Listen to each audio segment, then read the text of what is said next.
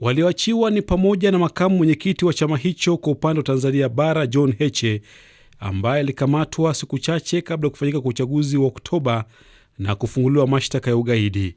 Wengine ni naibu katibu mkuu wa chama hicho Tanzania Bara, Amani Golugwa, mwenyekiti wa kanda ya Pwani na mjumbe wa kamati kuu wa chama hicho Boniface Jacob, na mjumbe mwingine wa kamati kuu Godbless Lema. Licha kuachiwa huru, viongozi hao wanatarajiwa kuripoti katika kituo kikuu cha polisi jijini Dar es Salaam hivi leo, kwa mujibu wa wakili wa chama hicho Hekima Mwasipu.